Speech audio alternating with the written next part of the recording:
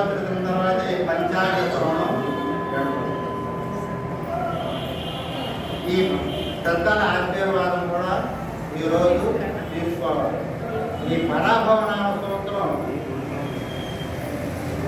మన వైభవంలోకి తీసుకెళ్ళే సంవత్సరం, వైకల్యం నుంచి వైభవంలో తీసుకొస్తుంది.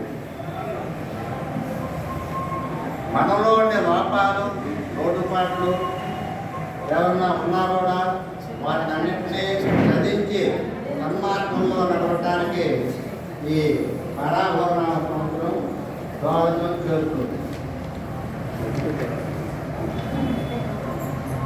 ఈ పరాభవన సంవత్సరం భగవద్గీతంగా చూస్తే ఈ కేతుల పాఠ్యంలో ఉన్న భూమి తన కక్షలో ఒక ప్రత్యేక స్థితి చేరుకుంటుంది భగవత్ శాస్త్రపరంగా. అలానే సూర్యుడు భూమి రేఖకు ఎదురుగా చిన్నగా ఉంటాడు.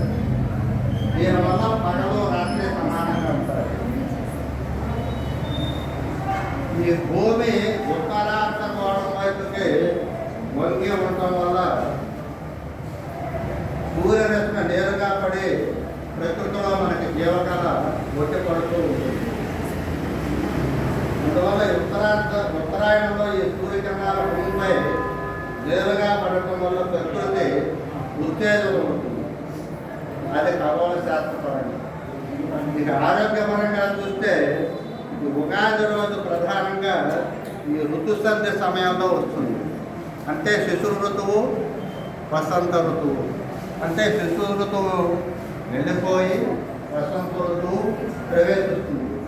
ఈ కాలంలో ఈ వాతావరణ మార్పుల వల్ల శరీరంలో కఫము, వైద్యము పెరిగే అవకాశం ఉంటుంది. అందువల్ల ఉగాది పచ్చడి తింటే ఇందులో వాడే ఆహార పదార్థాలు, ఆరోగ్యాలు శరీరంలో దోషాలని హరిస్తాయి. అట్లా ఆరోగ్య శాస్త్రపరంగా కూడా ఉంది.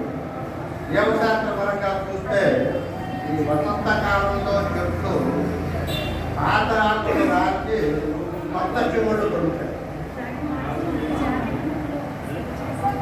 చిన్నప్పుడు ఎక్కువ వయసు